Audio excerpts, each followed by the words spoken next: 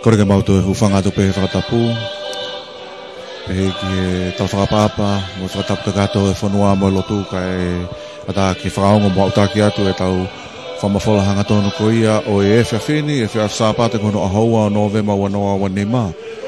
Poloka lama po hiwa whawhitai o e whailonga i ko ia e ausia e tau te au ni mga fulu, te au ni manoa tau o e koni stuto ni ko ia o tonga talitali lelei e tonga hono kotoa ki e tau whamafola hanga tonu ko ia o e whiawhini me whare lotu saione, whamanatu ko ia e centuria lotu i nukala wha autaki atu e ki mautolo kotoa i he reti o tonga uluaki ka pefu ki reti o tonga ua peke ata mo o ngo i he tau live stream ko ia ko tonga broadcasting live streaming ma ki mautolo ko ia mo kau mai pe me i he ope tua pureanga ka pefu ki ngahi whanua ki he kehe o e otu murina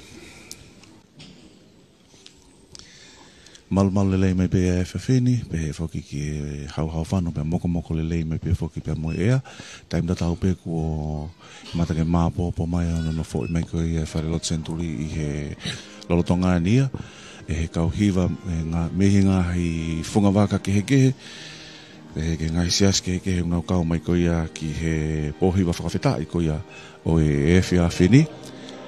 I he tau mua pe moe ka veinga mahu inga ko e ni o e ausia o e teo ni manoa tau o e koni stutone ko ia o e whanua. Aia koe katoa e ni e kauhiva. Whakatatau ko ia ki ne hoko pe mene lisi me ko ia e polo kalama. Aia koe siasi o tonga, whiahui anga mo uifo o ia kalaisi, sias koni stutone tawataina o tonga, sias tōkai kolo ia kalaisi, sias o tonga tawataina, sias whaka ingilani, sias o sisu kalaisi e kau maoni oni e ngahi aho ki muini, sias bue siriana tawataina o tonga Assembly of God pe moe siasi aho fitu ia. Aia koe kauhiva ia e hongo fulu, kauhiva ia e hongo fulu mbehe ngahi whangabaka ke he kehe, o nau kau mai i he pōhiwa whawhetai ko ia o e whiawhini. Whawavua ke kamata ai polokalama. Whakatatau ko ia ki he polokalama i he taimi hoko ia ai fitu. Taimi hoko ia ai fitu o e whiawhini. Whawavua pe hanga he lau minitsi pe mei heni. Kai to e whakaongo atu mua ai polokalama. Lolotonga koe ni e tau kei taritari mo tau wangona. Ai ngahi hiwa taritari ko ia i lolotonga ni. Amanaki ko ia ke tō kamata he taimi hoko ko ia e fitu o e whiawhini. Ko himi uluaki, ko e himi nimangea wonongo fulu. Nima ono noa, vesi uluaki, ua, tolu, ono mo e fitu, e tatakia e whaiwhekau ICRV o e City Impact Church. Lord kamata, ko whaiwhekau whareata leha, whafofonga me Salvation Army. Ko e rea whawhe iloaki, e whahoko ia e sea ko ia e pōhiwa. Ka koe tare ki tapure ia, koe ngāo e whakalau maari e seas koe siri ana ko whaiwhekau toke tā henere tari ai niu mei tolu.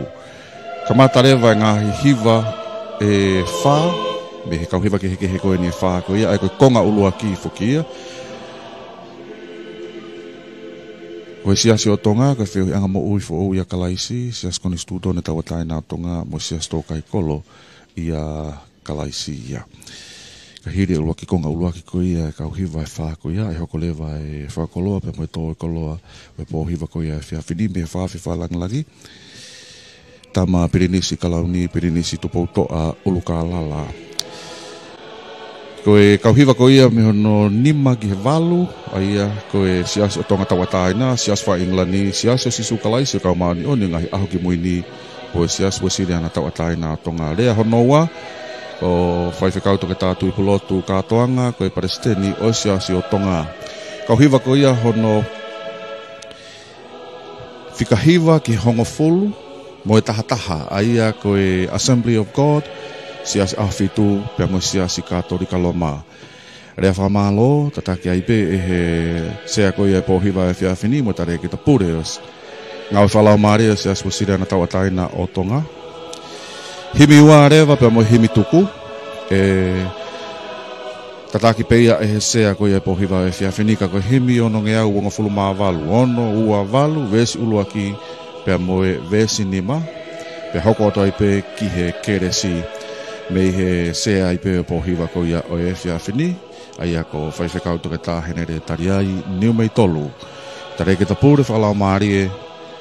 Mengahi ngai whalau maari e ko ia aesia spusi rea na tau ataina ko ia o tonga aia ko e ne hoko to tonu mo hoko lele ia o e polkalama po hiwa whakawhita i ko ia o e fia whini. I no to e hulu mo no to e whaango atu. Lo tonga ko e ni haki lau minitsi ipe. Tau taritari mo tau whangongo e ka kamata ko ia ai o wau polokalama pohi wa whakawhitai o e whiawhini talitalele ia e tonga hono kotoa tau whamawhola hatonu ko ia o e whiawhini me whare lotu whamanat senturi o lotu inuka lofa me saione e whiawhi sāpate ko ulak sāpate ni o mahina fo o koe ni ko tau tu utalele mai kia ipe ko tau kamata ai ai ko aho sāpate aho uani Novema uanoa uanima.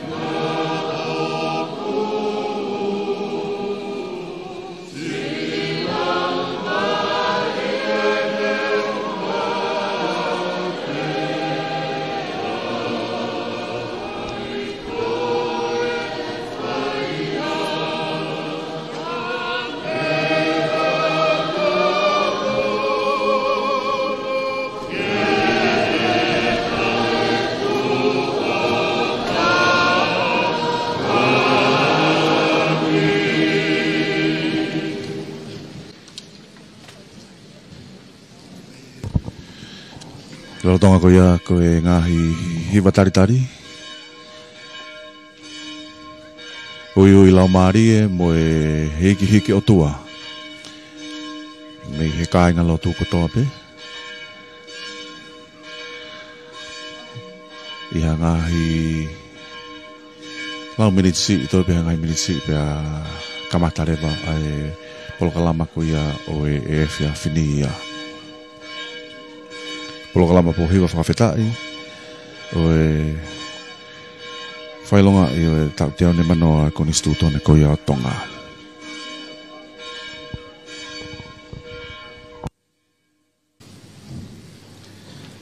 Ko e whalawhala himi e kamata ki ai polotu whai eiki o e pō koeni. Ko e ni mangeau wanongo fulu o himi. Nima ono noa. Pa mole mole, mau mea ke tau hiwa.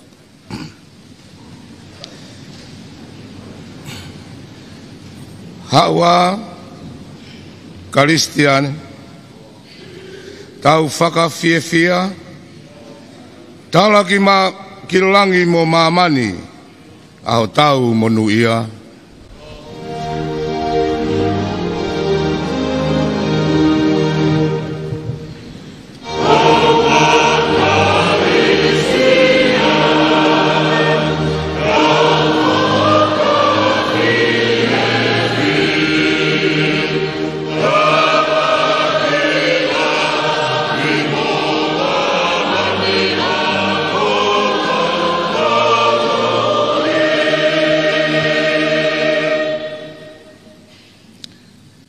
Ko e eiki o e langi uta mo tahina. Ko e otua mafi mafi, ko e tau tamaia.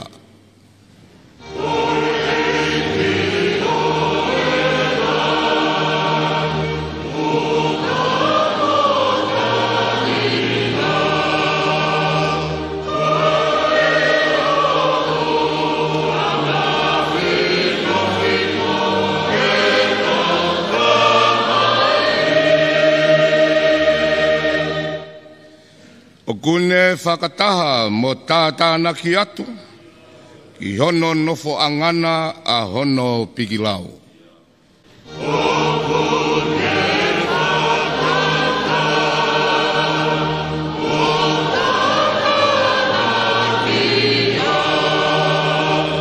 Yeah.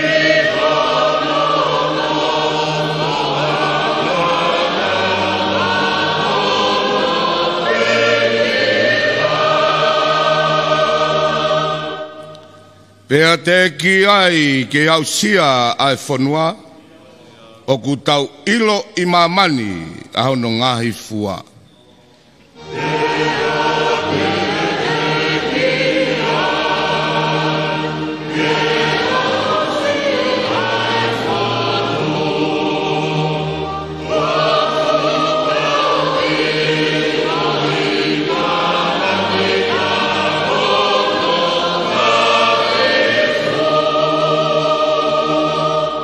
Ves whakaosi, kainanga o eiki, o ku tau kamatani, ai mea kai o I tāniti, ai fia o langi.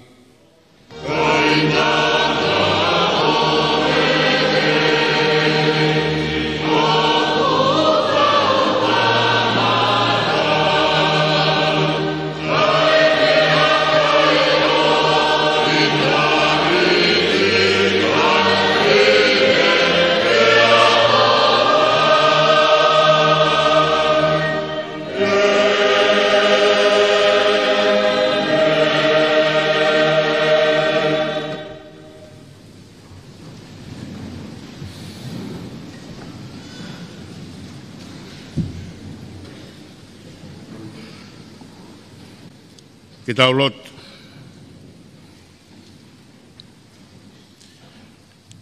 Hallelujah. Fai ai whakamalo o ela.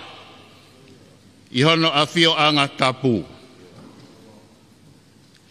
Fai hono whakamalo I he ata. Ko hono ha anga ngu. Fai hono whakamalo ko uhi ko ene fai kaukaua. Fai hono whakamalo o tau mo lahi o ene fotuna. Fai hono whakamalo aki aile o talupite. Fai hono whakamalo aki a hele filo haape. Fai hono whakamalo aki ai nafa whangongo moe haka.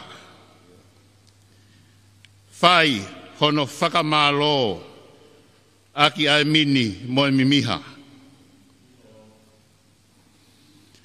Fai hono whakamalo aki ai simpale pakihi. Fai hono whakamalo aki ai simpale tatangi. Ilonga hamea o ku mānawa, kene whai ai whakamalo o ia. Hallelujah. Ai tāpuha,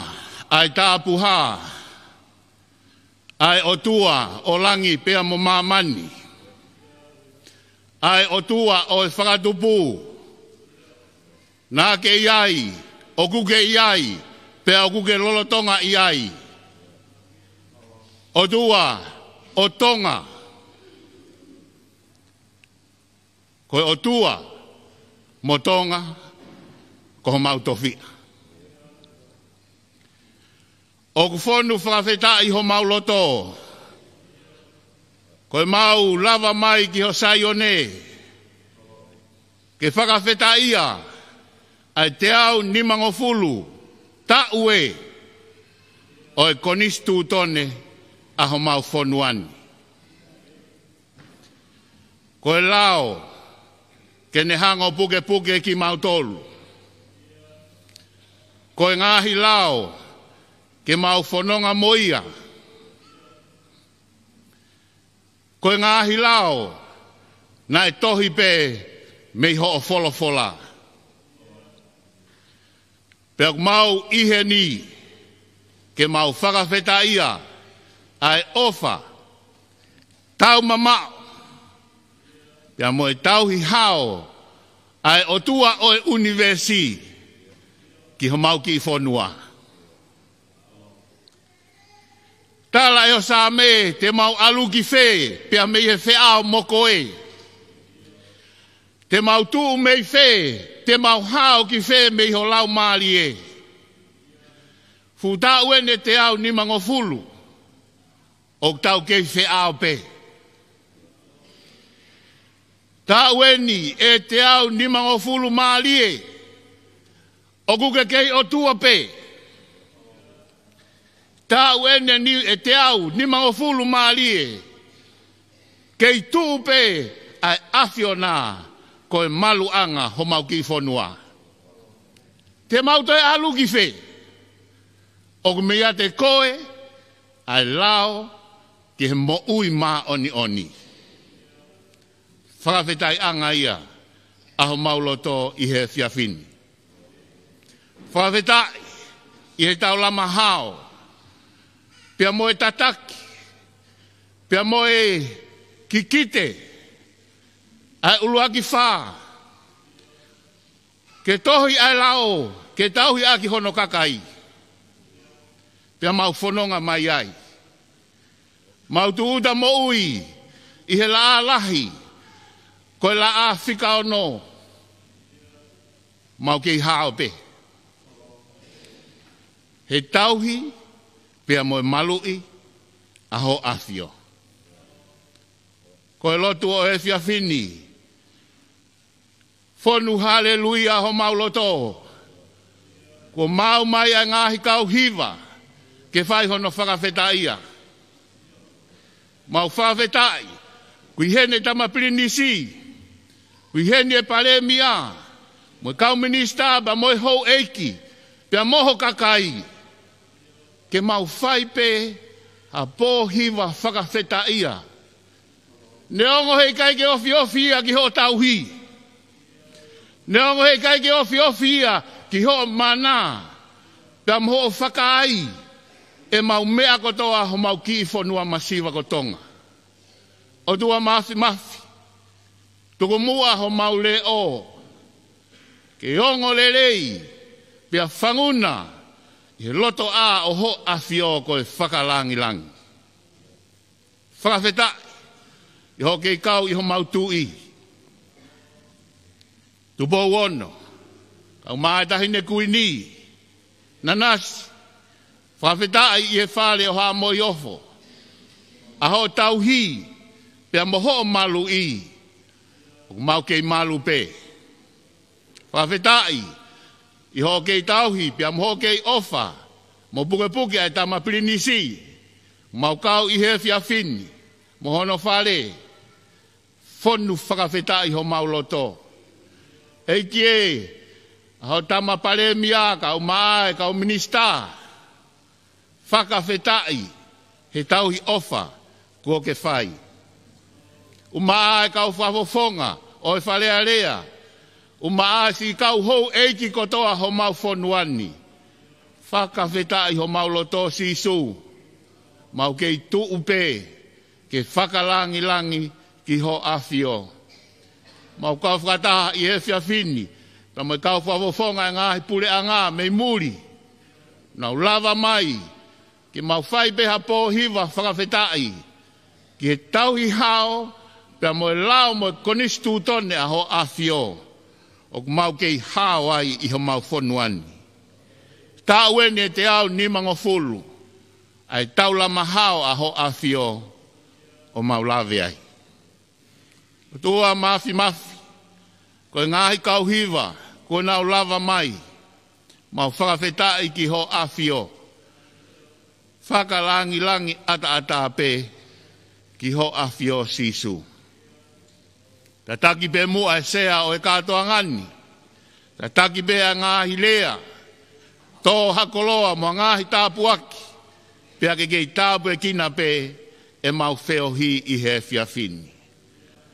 Oh Lord, we praise your name. You are the King of kings and Lord of lords. Without you, where Tonga will go? Because of you, Lord, we come together here tonight to praise your name. All the choirs are here. Lord Jesus, our crown prince is here. Our prime minister is here, and the ministers, the nobles, and overseas representative, Lord, we praise your name. for our small kingdom. Lord Jesus, we want you to overrule in our program. Whaiteri hape koe sisu he poni. Lea mai ki a teki mautolu. Folofola mai ki a teki mautolu. Pake tataki beki mautolu mo mau ki fonuani. Ke mau ha katoa nga whakawhiawhia I he whiawhini. Ke o pe langi pe moingeia. I he polo kalama te mau whakahoko I he poni. Koe mau lotu ia.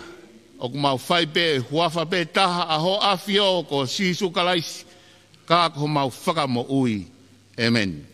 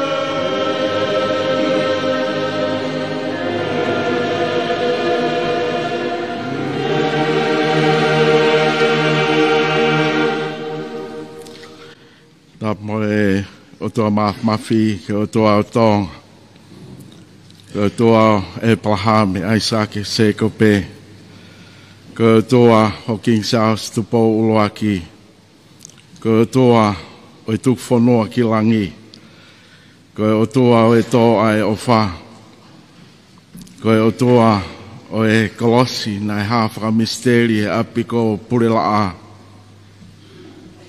ke o toa o King Tupawano mo hatu I, ke o toa o tonga. Ne a whio I e tau lotolotonga. Tapu ne a whio koe hawe o tonga King Tupawano. Tapu e tahine kuini kuinana spau. Tapu e tama Pirinis Kalauni, Pirinisi Tupautoa, Ulukalala. Ka koe whakawhe, whakalangi-langi, o e kātoanga, o e pōne. Taupa mo e haueik no pere ane a whio, Lord Whatulol, e ko wana,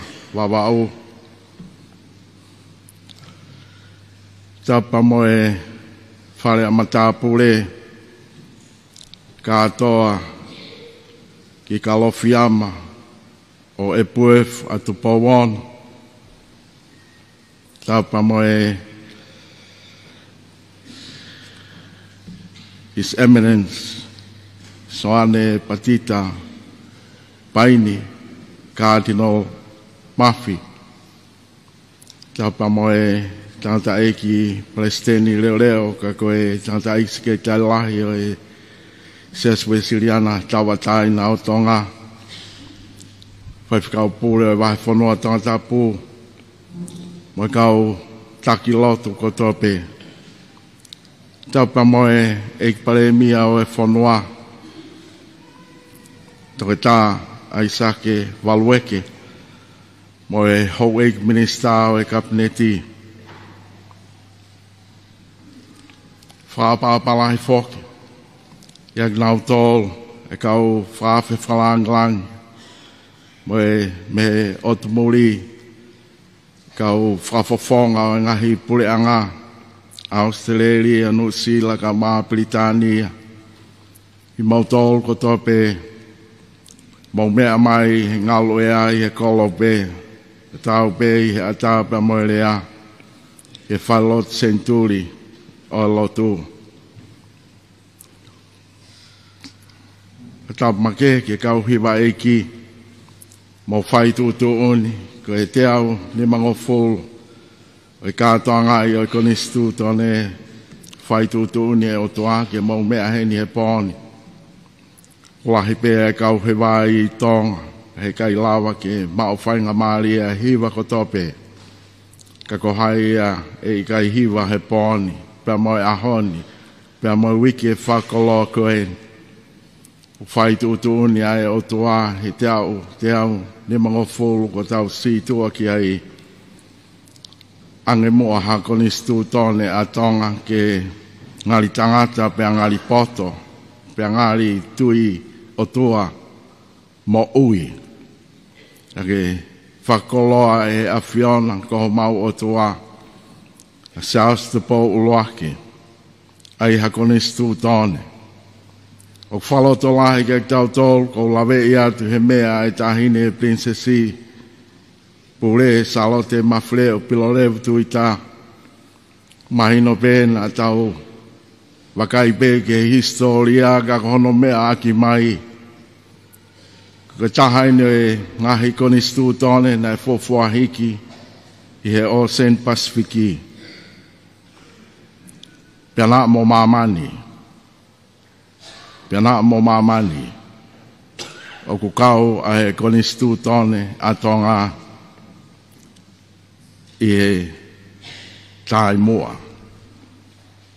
Pea whawhetai a he langi mama o mo langi poto e ulak wha. E whakoloa he tamatui e he otua mafi. Ai ha konistu tone. Tau whamalo ki nau tol na e tokoni te tau pe I tongani ka mai o muri mo mamani. Ana mo e kau whaiwhekau misnare te pehe loto be na o mai be a he o toa a Mr. Baker. Mo ki nau tol koto be. Kau tanta e ki whaiwhekau te a mo mea mai ki tonga. O whie mau ke whatonga nau konistu tōne.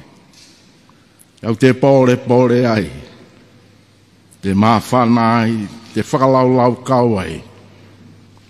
Nai ai pē ai e konistu tōne.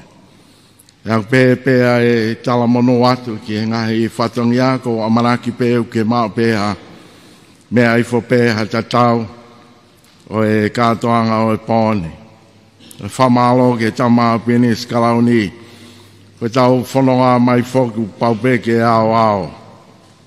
Ko be loto be tau be kamata o e wikendi. Wamono kātoa ngā tolahi pe ai kakai ia. Ko ke ai pe mo kau palo fesa he lao. He politikare. Kau kuawao kakala be. ke whakahoko ai ngahi whatongi a koe ni. Whawhonga i atu ai tangata ik Palestini ka maa tangata ik ke tailahi whai whakao pule wa whanua mo whaelo tenturi i tama binisi binis kalauni o tonga tu pautoa ulu kālala whawhetai ho mea mai ke whakoloa ai kātoangani whamalola ke tangata iki whai whakao ai Palestini o siasi o tonga to ke tātu i pulotu lo fitu kātoanga to mea mai pe ane pona hanai tūtu ni pe o toa le tangata iki Palestini o siasi o tonga e mea ia i he kātoanga o e pone e pe mo ngahi hiwa eiki ka whalau atu pe e koe tau hoko pe ia kei ai pe angahi liriu pe whetō aki, koe nau pe ia wai hala whanonga, ka ki tau whanonga pe mo lau maari e lelei. Lawa pe e whaoa ani koe hoko atu ki e hiwa, koe siasi o tonga, hoko ki ai kauhiwa me whiohianga mo i whou ia kalaisi, hoko ki ai siasi ko nisi tutone, tawatai o tonga, pea hoko ki ai e siasi tō kai kolo ia kalaisi. Ahiri ko ia pea whawhea ai tama pinis kalauni tu pautoa u kālala ke tō hakoloa o i kātoanga o e pōni. Ahiri ko ia pea kātaki o hoko mai e kauhiwa e siasi o tonga tawa taina hoko mai ki ai siasi whakailani hoko mai ki ai siasi o sisu kalaisi e ka maone one ngai ahu ki muini pea hoko mai ki ai siasi westiriana tawa taina o tonga ho lawe i atu ko e korisko sia tautai pea mei nā fualo ka kono whakauto au tau whamalo ke o tua mafi o whamalo ke e maneni soane patita paini Cardinal Mafi pa moi koloa. Hei ai ha mui at pe ka venga ko fotu. He Cardinali ka whalotolahi ka tautol. Mo mea mai pe himi ko ini ko whaafe mai ke kau kalistiane tala ki langi mo mamani. Ko tua maoni oni ko ini, ko tua whamau to tonu ko ini. Ko tua tahi, utapa mo tahi ko e tau tamai ia. Lawe pe ki he konistu tone. O lawe i at pe same o ahoni same e tongo fulmaua. O mono ia King David ta. Ua whamal mole i he o tuane mau konistu tone. Ka koe ne folfola mono ia ka koe ia. Ua whamal mole e ne talanga taa. Ufi e ne whai hala. Mono ia ka koe tangata. O kui kai lauhia ki a ia sihowa. Pea i hono lau maari e kui ka hakaka. E mea mai ai kānari ane uhu. Koe kuanga hala e. Ka koe ke tāmatei. Koe talanga taa e pako vete atu ki e feitu ona. Ka koe ke tāmatei e kuanga hala. Ko tui koe whamanatu beka tau tolu. Ko tui koe langi bei au e tamatu i au lak whaa. Whamao popo ki he konistu tone a e o toa. O lawe i ifo. Ai ngahi same. Koe same anga maheni e same te au ka supila te ia. Kai hiwa ni maa ki e hiwe hiwa tu ia sihoa. Te mua e ngahi whahi ngā. He tu ia sihoa. Ko taha ngai same ko ia une be. Ha meu ke fia he tu ia sihoa. He hanga e sihoa whamau ia tonga. Ko fia e whamau ia mamani. He tu ia sihoa. Ia whawhetai. Ko tala noa ia ki he otua koe ni. e mea mai pe ane uhu, ai skala i pe, o ange pe o tua ne konistu tone, te ke ofa ke ekia ke kotoa lo tō lau maari e iwi mo e atamai, pa te ke ofa ke o kaunga api o hange ko ofa ke te koe. Pea, whare i pea e ki, kai te ke mama o koe me he pureanga, kau kai koe tānoa ke pureanga tonga, penu sila, koe pureanga o e otua he koe tamatu i eni. Kai whare i pea e tamako sisu, o ke ofi pe koe, ka ona ke mauhala pa ke monoa au te ki ai ke i he pureanga koe. Koe tangata mau koni stu tone koe. Kai whawhetai, pa te whawhetai ho tau lau maari e. Koe o tua koe ni, maani oni koe ni, ne tala mai. He himi koe ni koe tau hiwa, whawhetai ai. Koe tau tamai ia. O mahino pe koe ta hano alo ko kalaisi. Kau pehe pea e whawhetai mo e whamalo ke o tua maaf. Kai ke u lawe iau pa koe haho lau koe whanua monu i aeni. Na tau mea kotoa pe ki mori. Na tau wako be, tau lotu be. Ka koe whanua monu i a taulu e tau tupu mai talamai e tupo tau he sāpate ke malmalu. Taulu e tau tupu ma mo e fuka koe kolosi, hano tātaa. Taulu e tau tupu mo e o tua matonga. Ko hoku tō whia. Kau pehea e kātoanga koe, ko hai ko ana i he kamataanga, koe o tuape. Koe o tuape, nai whe wholawholai, ka mo seaustu po uroa ki. Te pehe loto pe, nei ai pe ngai mea nai hiki, pa koe mea koe iau kule ko oti mai. Koe o tuape uni a whioi. Ai uho pa mo loto o King Charles te po uruaki ta mo e wholawhola na e whakahoko i he taimi ko ia. Ka kono whakatoa talamono atu tau amanak lelei. To those of you non-Tongan speakers, we do welcome you. It's an honor, a privilege. Quite a while we made the journey, 150 years of Constitution. More or less unbelievable. Such a small country.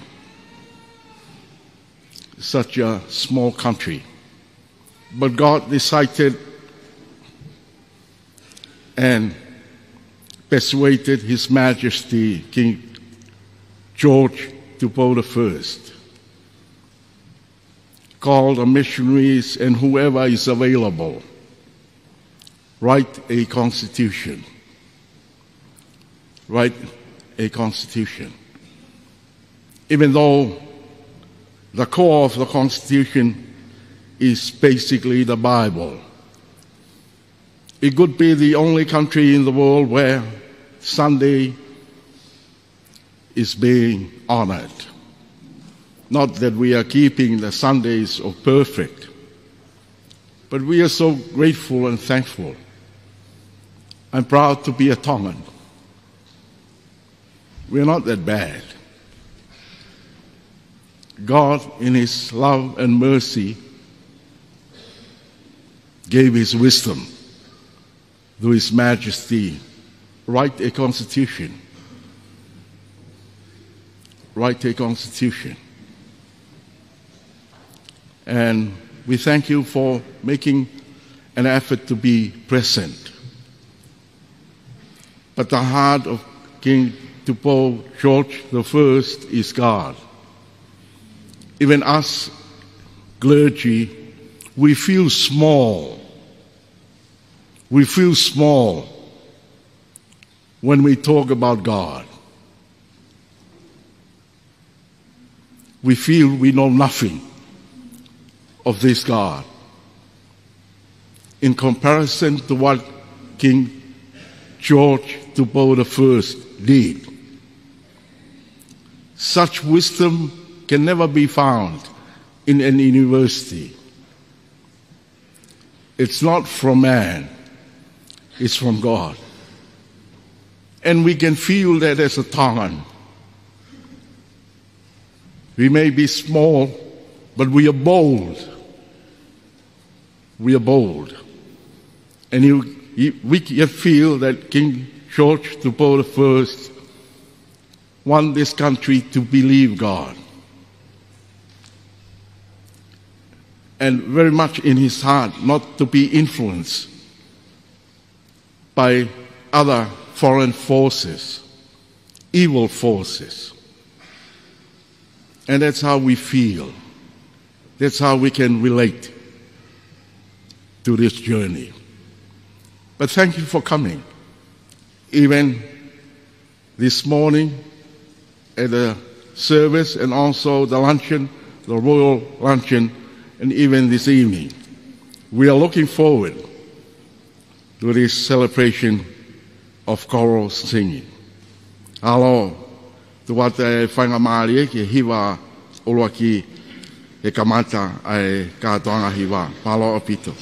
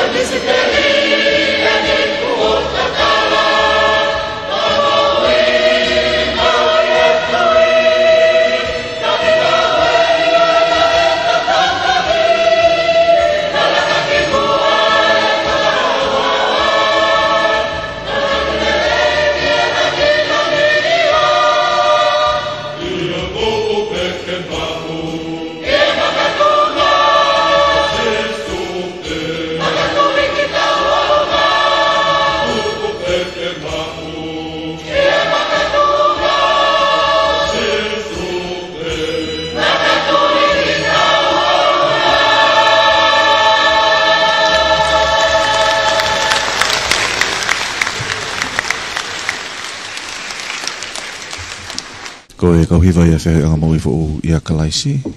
Hoko atu ki he sias kone studone tawataina o Tonga.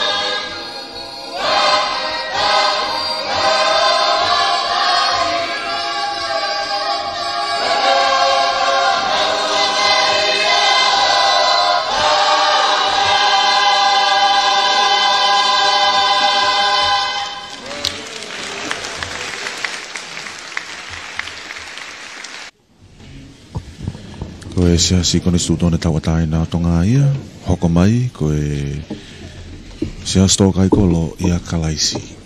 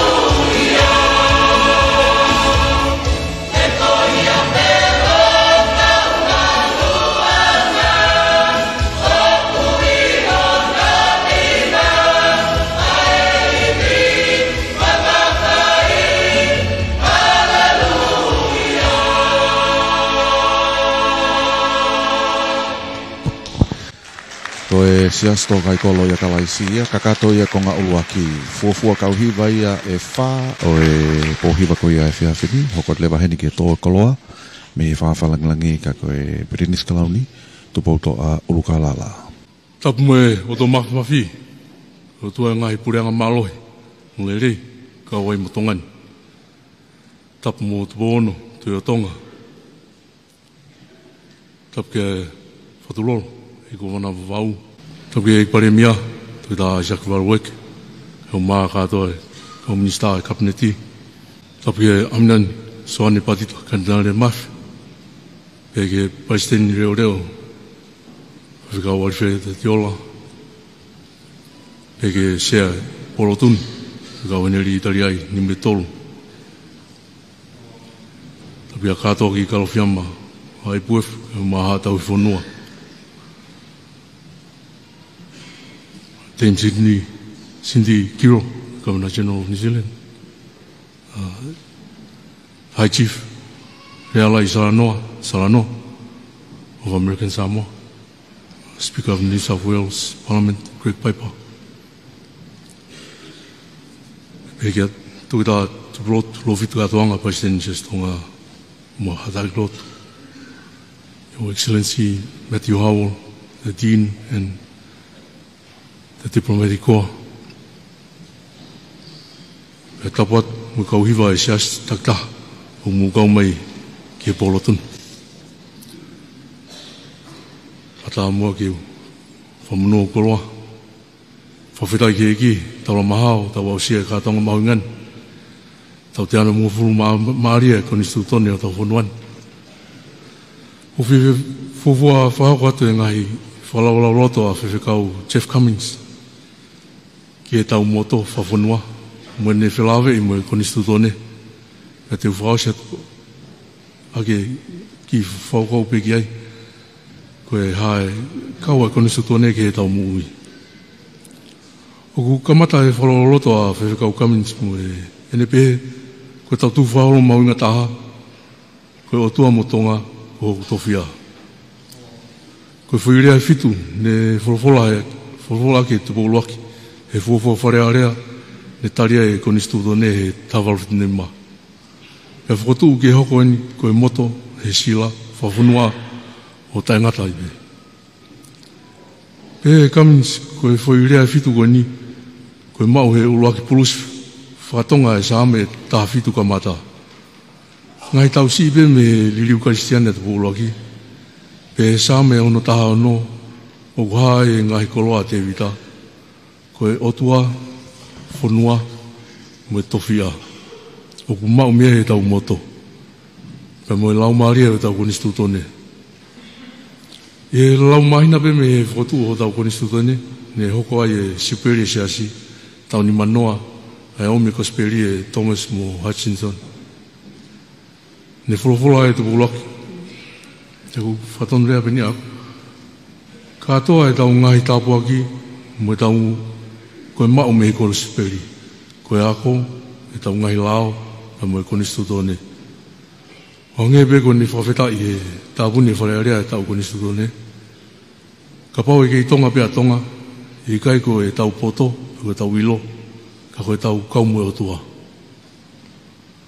O ko tui ko e hala whanongani. O tuku mai ke tau hoko atua ki e kahau. O ko lahe ngai mea mauinga e koni stutone. O kau ki e tau mui. Ka ku makatunga me manawa mui. Whaotua kone, hange koe malanga e aminan katanarea ne uhu. E eksio, koe ulakse te si, he kone stutone o ne whotumu, ai makatungan. O ku lau, koe mea i e haa mai, koe whinangalo ai otua, ke tawataina ai tangata. Koe mea i e ne ngauhi, o toto pe e taha, ai kakai kotoa pe. Ko ia, e tawataina ai tangata, ai kakai tonga e tawataina tai ngata ai kakai tonga me kakai ko toa pe o nofon pia e nofo e pure angan o me tala mai o kia e o tua ai whisete spiko ia e ko e tau tonu me tau hala o tutuunia e ne whirangalo Kutui be koe konsenis mo ieni.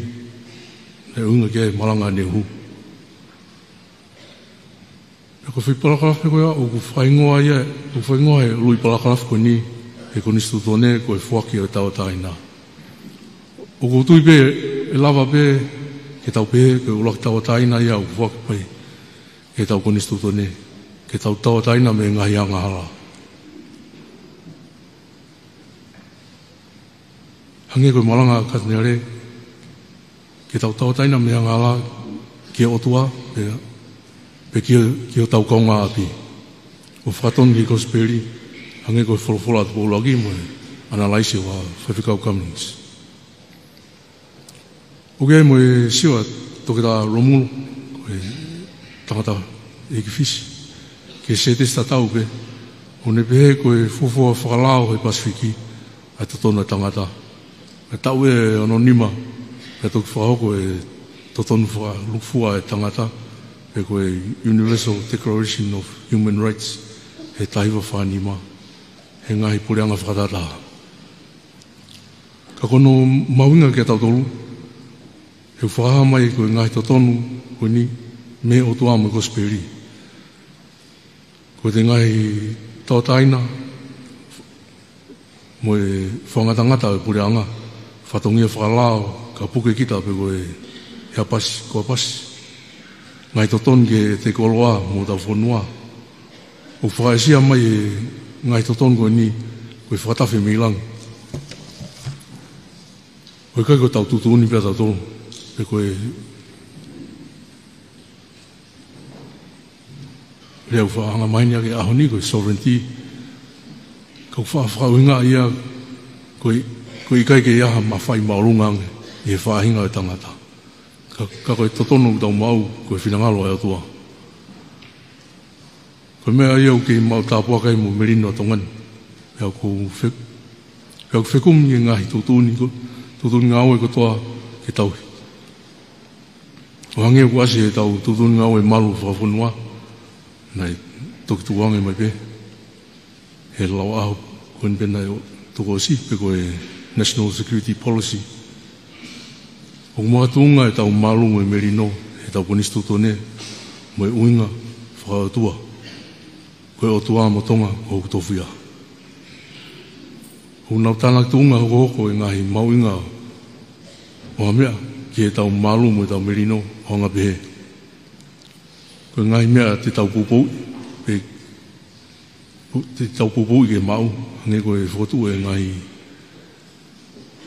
whare tāna ki anga koloa, ki a whatu tā maki ke alalawa tokoni ki a osi hawha.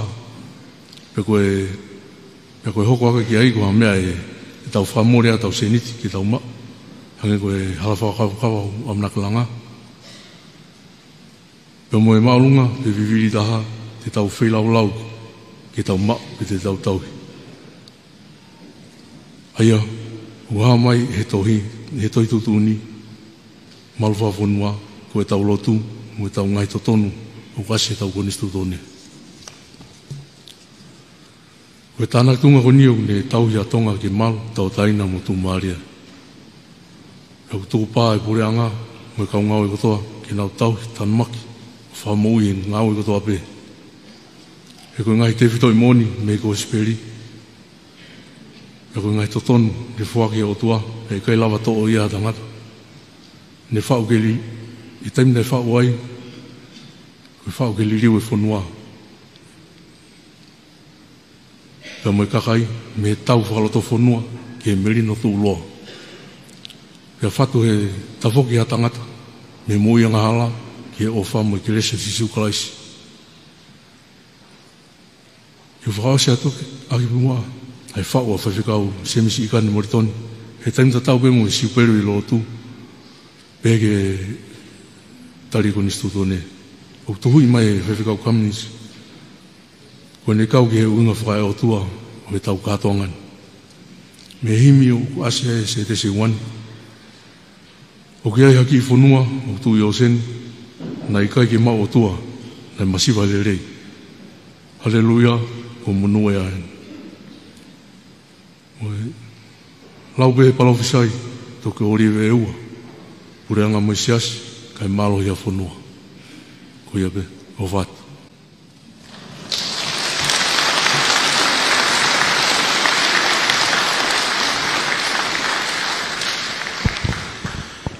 Ko e tō ia koloa e whiawhini.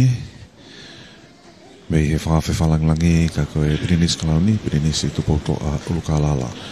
Hoko at lewa heni ki he konga honoua ko ia pōhiwa, e koe kau hiwaia e whā, ka mata a kia siasi o tonga tawa taina, hoko atu ki siasi whaka ingilani. Siasi o si sukalaisi ka maoni oni o ngahi aho ki muini ka pehe whoki ki siasi mo sine na tawa taina o tonga.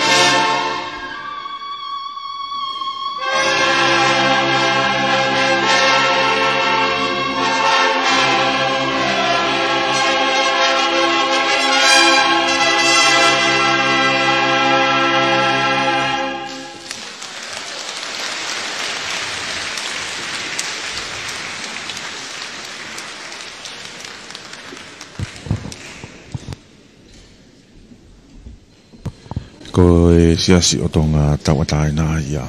Hoko mai heni ko siasi whakaingilani. Haya ko e ngai ni honoua, kau hiwa ni e wha, ko ngā honoua ko ia po hiwa o e whiawhini.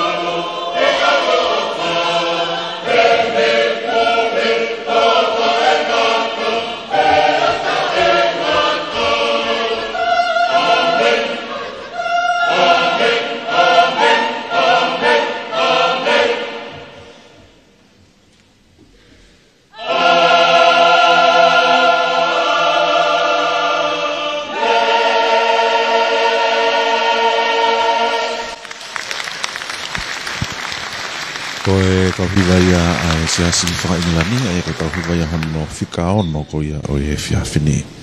Ai ko wahe whauki e kau hiwa ki e konga lalahi e tolu, konga hono waeni, hoko mai heni ko e siaso sisu kalai sa kamani o ni ngai au ki muini, pepe e whoki ke siaso sirena tawatai nao tonga.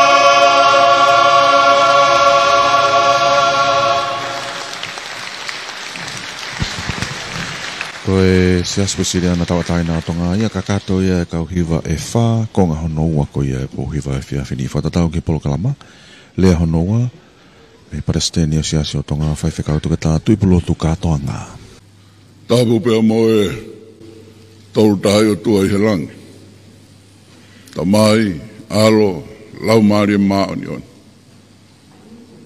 tabu pe moe tamatu i tonga tu powono ka ma kuina na spau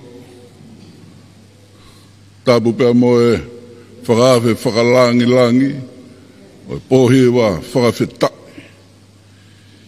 whakamanat tau te au ni mangfulu o konistu tone o tonga ai tama pinisi kalau ni tu poutoa ulukalala tabu pe moe sea fai whekau toke tā, e ne re tari ainu me tolu. Pea kou kore, ke whaka malu atu pē.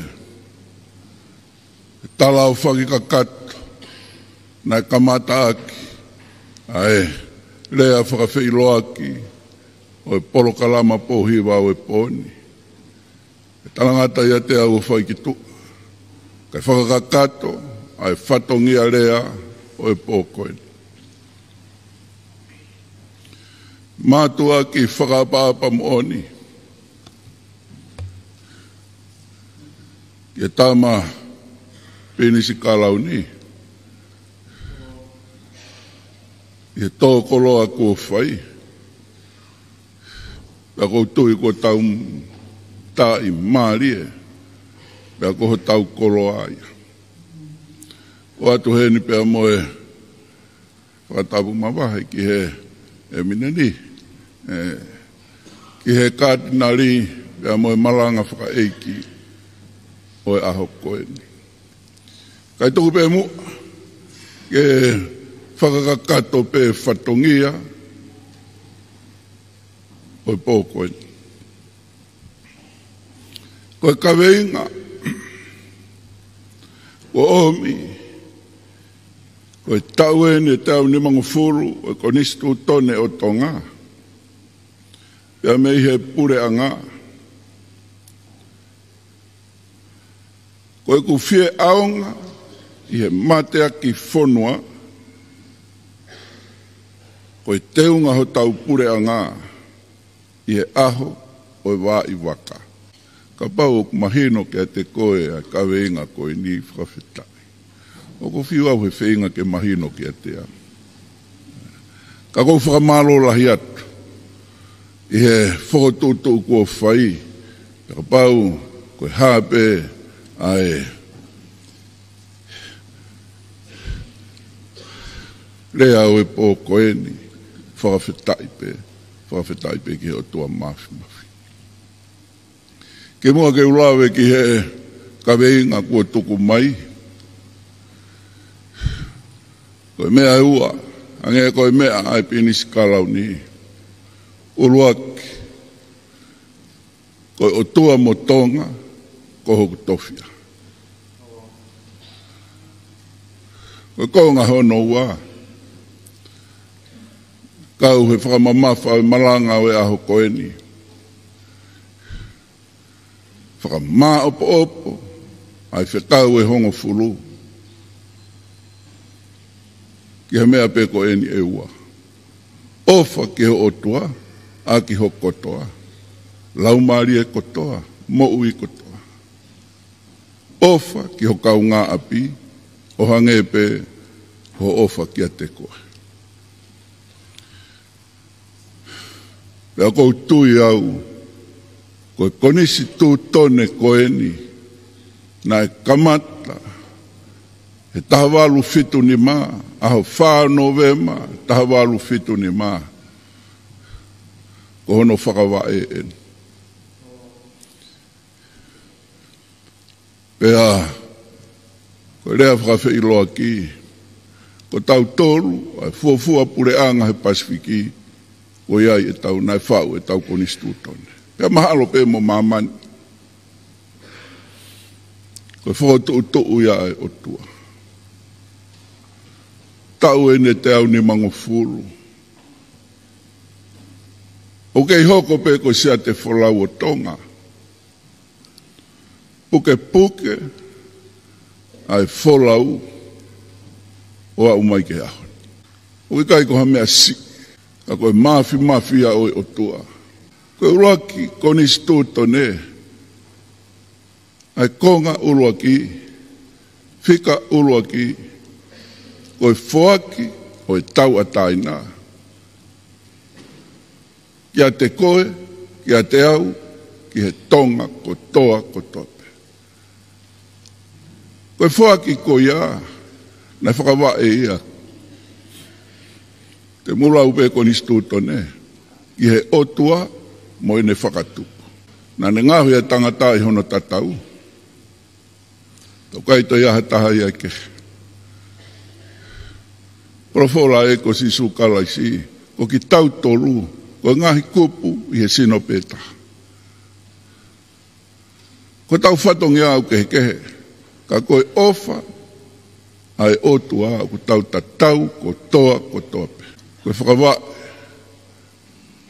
koe tau konistu tone, koe otua motonga, ko hoku tofia. Koe tau koe ne te au ni mangofuru, na e kamat e uloa ki whaa, tuha ke atonga.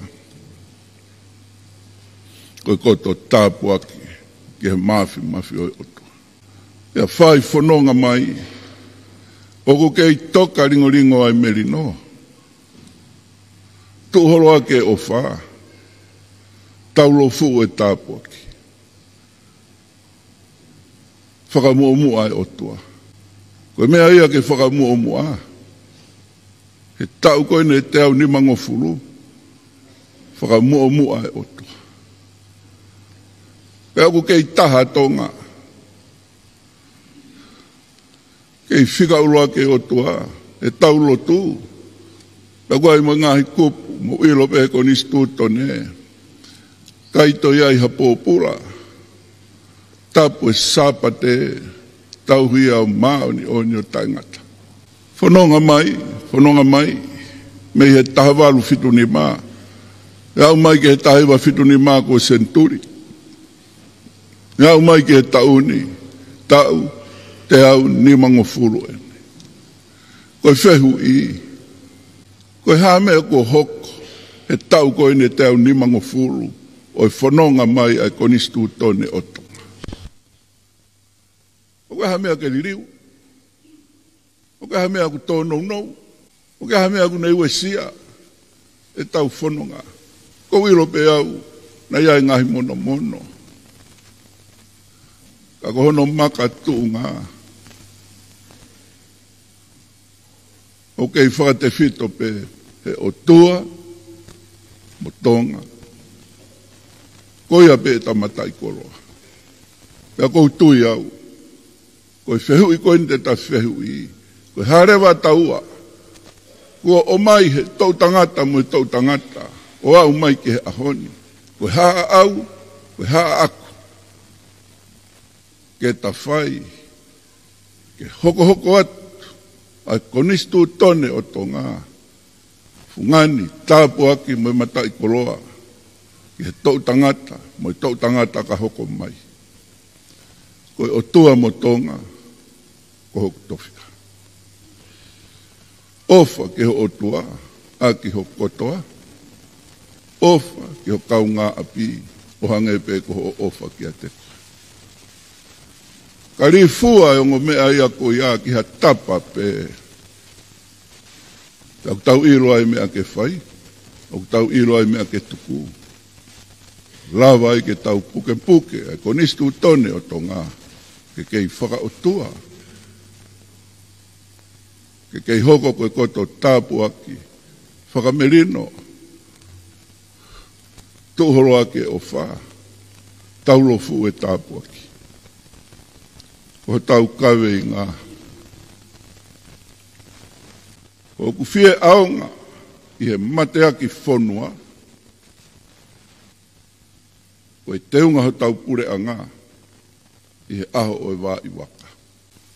Koe hae mea au ke mātea ki i ho tau whonua. Koe hae mea au whika urua ki. Koe hae mea au whika ua. Whika urua ki otua.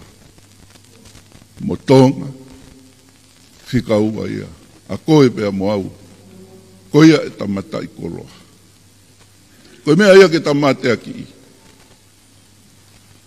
Koe teunga ho tau pure anga. I he aho o e wā i waka. Koe whakatonu rea ke he wā i waka. I he wholau karia. Ka waha ongo waka. Pe koha ngāhi waka karia. O unau wholau he waha. Tau mua taha. Pea koe kamata mai. Ko pau ke nau whepou aki. Ko pau ke nau wholau, tākanga pe e nau whohe. O kai ngata pe whetokoni aki. He loto, he waka, karia e taha. Ka koe nau whetokoni aki. Pea moe karia he tafa aki. Pea moe karia aku hoko mai. Kai lawa ke tau whonua. Koe whokotuu ia ke ho tau pure anga. Koe teunga ia ho tau pure anga. He kai lawa ia he toko taha. Koe whatongia o ou. Koe whatongia o oko. Ke ta kā whataha. He aho e wā i waka. Koe ta whanonga ia me he tauni. Ke ta uange au. O konistu tone o tonga. O tua mo tonga ko hokutowhia.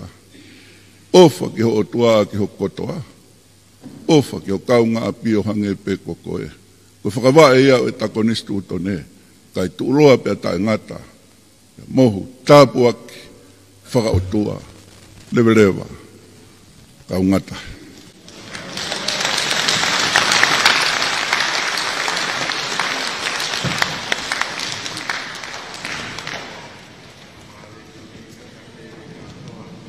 Kau hiwa koe ni e tō whamāpōpō aki e kātuanga hiwa koe ni. The Assemblies of God, ka moe hoko kia e siasi awhitu, moe siasi Katolika Loma, e tuk mau whainga maari e no nau mea mai. Ka mau mea mai. Malo.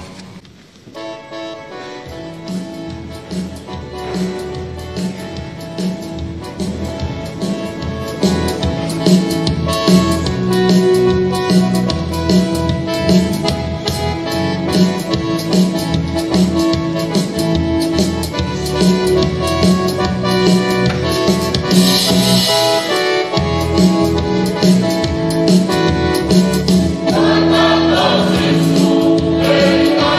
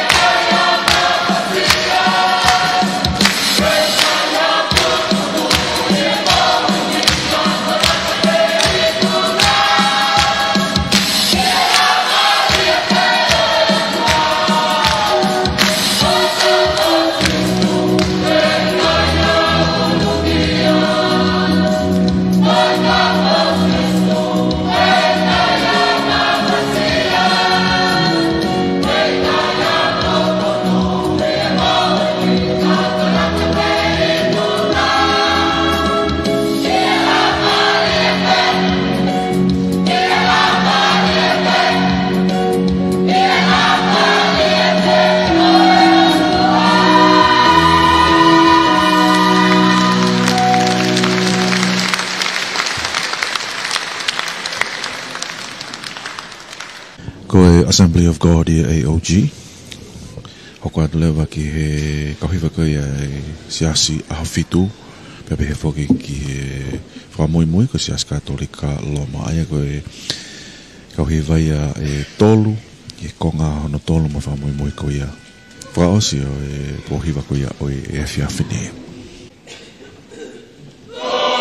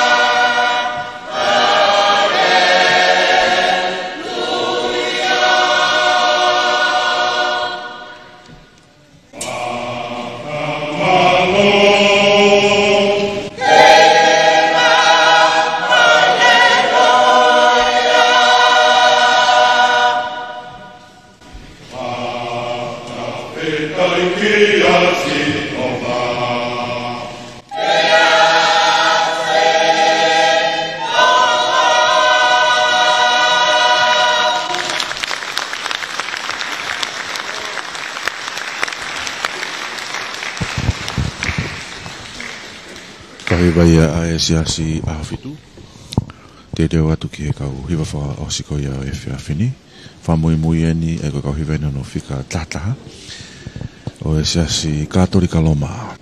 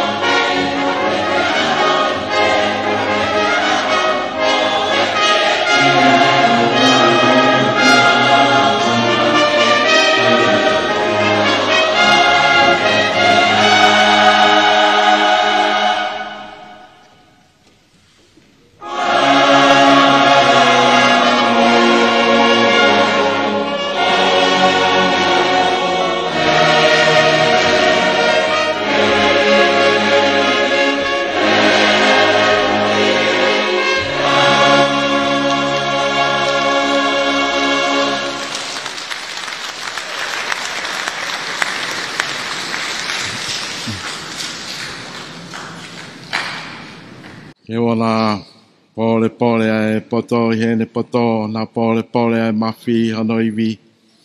Ona pole ai koloa ia i hene koloa. Ka koe mea pēne pole ai au koe. Ata mai. Kone iloia si hawa whai mesi, whai whakonistu tone. Ia whai to tone. Kala mai e palau whita ko aisea wahe o fulmataha koe pure anga ia. Ia ko hono tu i ko sisu. Ia koe lau maari e o e poto mo e ilo mea kuia te ia. Koe lau maari e o e whare i pia mo e mawhai e kuia te ia. Ia koe lau maari e o ilo i o e o toa mo e apasia o toa. Koe ne whangnana mo koe apasia o toa. O tala mai e aisea koe tamasi koe ni e whamau lahi. E ne whamau koe ke whai ia ke mea mata e mata pe koe whanongo e teringa. Koe tāno at pe aku. Ke tuk whanua pa moe o tua lahi koe. Moe whai whinangalo atu pō. Pō uluaki, pō wono, mohono ngahi nao. Oa, whia mao pe tonga ke kaui e whamiri o e o tua. Whia mao pe a e tonga ke whahiki o toa, koe whahiki o toa, koe ne whanonga ki he wani. Ke mea i mai pe koe a e hala whanonga, whai tu tōni pe a tol tahai o toa, koe whamau o kui kai koe tamai, pe ko lau maari e maoni o ni ko sisu. Koe tamai ana e aika kano, koe tamai ana e kaipeki aha neanga hala, koe tama whamau ia. Ke mea mai e hao hataha. Ke mea mai e toi whamatala hataha. Ke mea mai koe koni stu tone pe ko haina ne tauhi e koni stu tone a o toa. Ka whakaloto lahi. Pea whamawhana a e tala noa o toa. Ko lawe i atu e mea a e ka na riukuhange ko whainga taa ke malanga hataha i e aho ni. Ka pau mahau na koha ka kai papalangi e whaingo fua. O kai koha pau bare mai tohi tā pū ia koe mea pēna tau wāko ki ai, pēa tupu hake ai. Ka koha ia loto lahi ke malanga, i he tānoa ki a tupo. Pēa mo e konistu tone mo tuk whanua. Moe o tua motonga ko hok tofia. Ka mahino pe ia whapaapa pe ke kau takilau tu. Hokai ko papalangi tau tō. Koe nao pe ia o e tonga. Paukai ko haku lau tu i lau eikia ako lau o tua pe aku katoa. Ko lawe i atu e tau mawha ko ia i mala e pangai lahi. O pe poto pe i pare mia. Ko hai e toi mea i pangai lahi. E tamai ki pe ni. E pau foki ke mea ko whilawe i mo tu pou. Mo pou wano. Pea mo e fuka, pea mo e moto. Mo e tuk whanua. Ko tahine pe ko salote mawhireo pilore tuita. Pea nā mo e pōni. Nā ke behe, pui ko hae kuhinga e au kakala. E ongo tonu be ia. Ko whare pe o e tui. Kana mo e tō wholwhola ko e tama tui tap mo ia. Kana mo e pōni. Whahoko mai alifreti a ti o lau. Maha peu ke whakaukau baka hamea ko lawe ai whainga maari e ko e nika e tōk whakahātu behe. Tari aina e. Ko reanga pe ke tama pinis kalau ni tu pautoa o kalala ke mea mai. Kau ke mea i e pau ke mea mai a tu pautoa o kalala i ko ne whai ako alfereti. Na e ako i he kolisko tupo o mai mo ai. Ang mahino pe na iyo pe tama ya whao haang e alfereti a tiola. Mantui pe ko te. Mantui pe ko te ke tui mai. Kau tok mea mai foki tui polotu kātoanga tere tā. Tui polotu lo fitu kātoanga. Nai mea mai wakapuna peko pe maha ko e Feta pagi na fai pe ke wakapuna. O pau pena e tali mātu I polo tu, ina la filia pe hataha. Ka ko alfrete ati o la foko poto pe fetu taki. Na os whakapā ke tama binis kalau ni ke mea mai. Pa koe tali pe atu I polo tu. Te ulawa atu. O aho e tu ko ki tamasi ia e sestonga. Te ulawa atu. Ko tata noa pe ko kakaitonga ki tau tō. Mau pe whanga maarie koe lotu hu fia koe ni ai whanua. Koe tahine koe ni koe nana spau se ai. Ea ku Ia whai pe e whakaafe. Koe ahawalu koe no ti se maa e tō wholwhola atu pō. O whelawei ko toa pe pa moe tuk whanua. Pa moe whai ko winanete atu pō pa moe otua. Koe egno pere ni. Ko mana wawa o. Pa ko whaamu koe wahe whanua ko toa pe he tō wholwhola e tamatui pa mei pangai lahi. Ahawalu ti se maa. Koe aho ia laka maa sisu. Hel hapai wawau e ua pa moe hongo ni ua. Pau koe ke te iaha polkalama e koe tō wholwhola pea e tama. Pau tau fia pea maa whana e ho tau lau maari e. Ka ku halo peu ke mea mai katoa pa koe hae uhinga. Koe kulawe au kia koe motua talango foko soti a hau. Hape tūtūni o mai kau whalo to lahi pak whama whana. Hei lau pako haha o ngō pau ke mea mai he tapa I whei Tonga. You're proud to be a Tongan. You love it. Nei kai whainoa pe pia whai palafu pia whawhaha po uri lahi. Nei poto e tau whangakui. Ne langi mama o hatu I. Tai pepe tai ke tam langi tau kakapa. Ai ke alu e tonga ki langi. Peke I lau po ke haa o ngoko pepe. Te ki ai pe ka taki pe ka na ko pe. Ko temko tau tānoa lotu ai. E foki pe pātere mo whai whekau ke tūwhanua. Ko lotu ia. Ko mate aki I o tonga. Koe whaapapa tui ia mo hou eiki. Hau ki he ako, mea mai kakai o wako pe, te ki ai pe, kia te au te ki ai pe lakasi ai kamata o e ako, he whanuani. Hau au kakala be, pe haere tui ki asereria nei lahi pe ai kakai. Kai whakakoloa pe o tua mamoritoni. Pea mea mai be whai whekau, pea liriu ki he tonga. E tau whangakui, ai ke nā wako. Kou pe kei maurunga taha pe ia. Hamala e o au ki he lotu.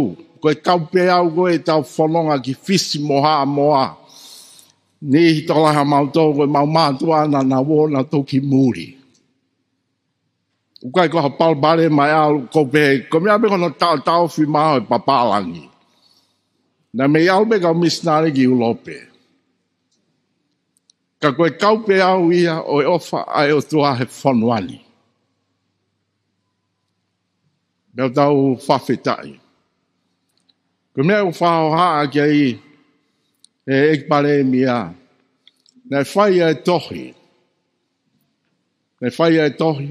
Koe tohi koe ia na e mahaka lawa ni tau o petolo. Koe tohi koe tangi si paia. Kana i ki mua be ia ai. Hanga te au koe pare mia wha. Ka koe tohi a koe ia talange mau e kone stūtone. We have broken the covenant. Kau whalo to lahi bea, koe tonga tau tōru. Nothing is impossible. Tau tui o tua. Pa koe tangi si pai a koe whakaukau ia. Matui koe tānoa pai ahe ko pekia ai eiki ai tamai. Kua tō e mawhai tui. O mea behene kau whamao lahi. O kure kaoti mahe kolo be. Whaiwhikau ke la wea ai. Ka koe tangi si pai a. O whewhe tau tamai. O whewhe tau eiki. Koe ta whoki koe ni matuina tau hanga tutua a nuku alofa. Pau pehe loto pe katoa. O pau pe ke tutuia he kakai o kai ko nau nuku alofa. Hange pe koe whamao koe a poto ko Solomone ke hango whewhine koe na ke ki pepe.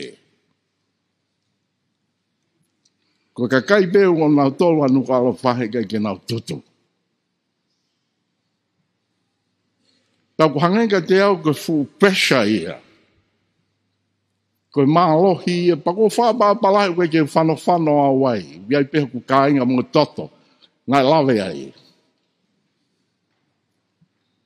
Ta hangenga tau whakawawe peke liriu. Tau osi ako be. Koe ke hame e pūri ki he tonga. Pako tangi si pae aia, whaawhai whanua. Hae tau tō, ai mawhai tui. But we can solve it. Ko maua koa tu pōrua ki, koe ko ha tangata tap mo ia, ko ha tama ia whalala tangata. Ha uki he lotu. Koe ai koe ke whai tutu ni mai ka muri, no. Not in Tonga. Tutu ni ata tupo. O whalo tō lahi pe au. Tau tolu koe mala e politikaere, pa moe. Ai sake walu eke, o whalahi atu makumau tōru. Ona ke mauhala. Koe mau be aku. Monuka i kone stūtone. Matui koe rea, koe ni whaoa, koe ni e whakapritania. Tako tupou ina ne whai tūtu ni be. Koe haa be le rei taha mahok whanua. E kai te eiki ha taha he o tua. Ke mau mea mai. Koe mau lere mai koe ke whailot senturi, o mau whamaunga be ke awhio anga. O taim ko riu o paere ai ke o tumori ai tamatui mo kuini o ko he lotu kuini. O taim ko saka meniti ai paere matu po o fa papa ki o tua. I love it. O falo to lai pe. O tam monu ia ki tau tolu. Ka kuia hawai vai ia he ko hai ko au kai ke vai vai. Ka koe maa o pe loto e tamatui koen. Pe tutu ni pe ke tamaiki koen. Wha maapa pe, masi, tu pautoa o kālala. E tengo me aia, na wha malmataongo ki tolo a. O ko kehe ia. Wewe te miniko wongo i hange u tau kope mea e papalangi. Tama e whawhara matu pou, ai pe mea o toa. O e whalala tangata te tau ai ki heri. Ka e whapapa ia. O ko wongo mau mea ko o tua ko e ni wanga pefu eiki te e. Kari ai ko au be. Te toi lau noa holo koe. Whakawhie maari e. Ai ke manakoa. Tokanga be koe ki au. Koe lau maari e i o tama. Te talu mei ai ko tupo wonoin. E tamsi e ne hoko atu. Pea hoko mātau wha mataongo.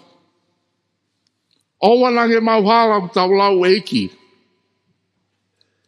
Lau tui, ko lau o tua ia. Ko lau o tua ia. Au whama po be. Molo tua mai be. Tau kei mono ia be. O kei tui be ai o tua. Tia kui kai, o kongai au whanga u whaingata aia ke rea ke tui. E kai matu ko mea mai e lawe e motua koe. I kai.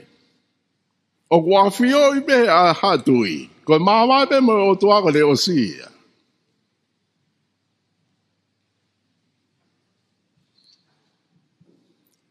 Kau kei tonga be tonga. E ko wongoi be hanga tau e me ati ke tuku pare i mala e kula. Ma tui uk tō whai hatui. Koe nau mea mai eni, koe tau teo ni manoa e koni stu tōne.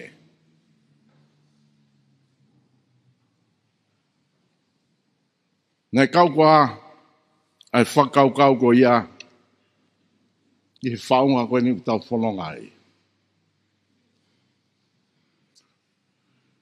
Pakau tui bea o kua o te koe kakai ako ki tau tō. O koe ke utu ia whakapuripuri a papalangi, koe mea bea ki poto anga hene rea. O ke mea i koe paulawe o toa. E tau whawhetai tau tō, he tau tupa ka whanua pehe. Hange peko e sāpate.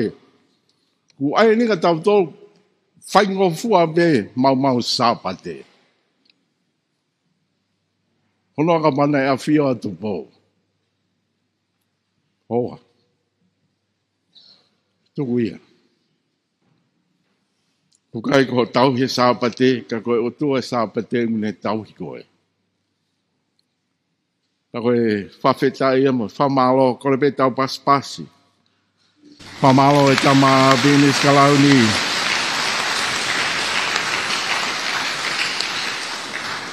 Halo, mea mai masi, koe ko ha maulau. Ha wali, pe koe ha. O ke mea i pe koe. O ke mea i pe koe, a whelawe i mo o tua. Koe ke behe ku hawa, ha whaunga pe ko ha whanua. Ka e whawhetai. Ka tōha, tōnga pia mei langi, koe palpare mai a ana. Koe talo e tau tupu, pamoi tui o tua. Kono ko himi ononge au o fuma walo. Ka tā ke o mea hake peke tau hii.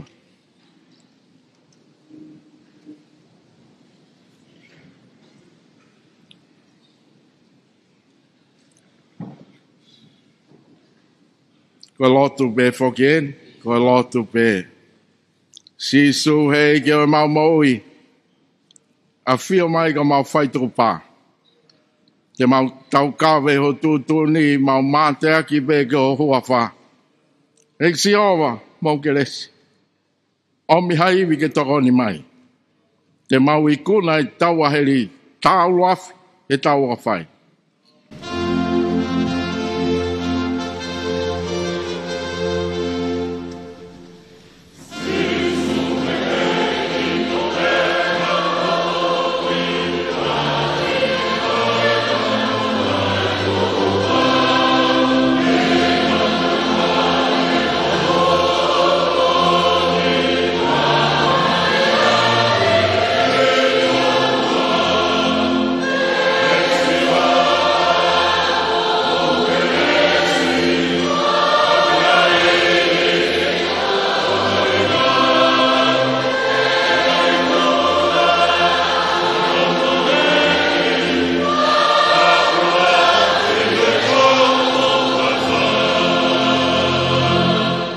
Whai o hoko ai ahalahina, whoto ai ki he maumaui.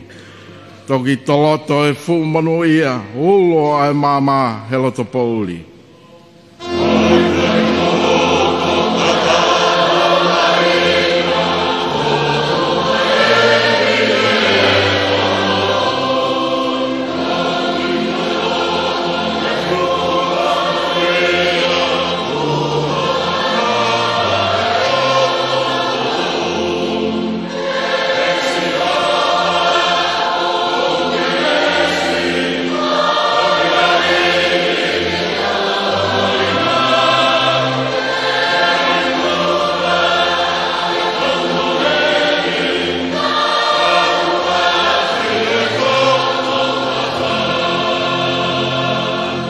Si sue kua lava ofa.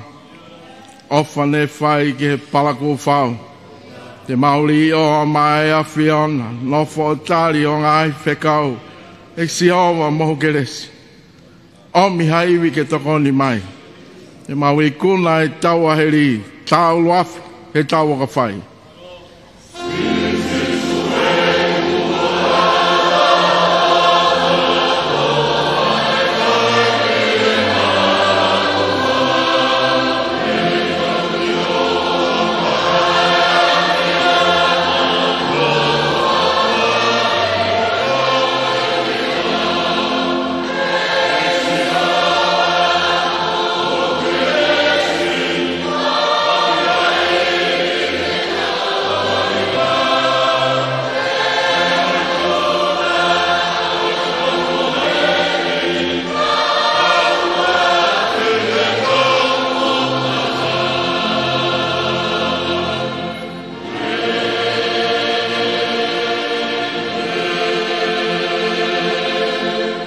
Kresa e ko si sukalaisi o whae o tua ko e tamai whio e la maari e maoni o ni te tau tōko tō pē whai pēo tangata. Amen.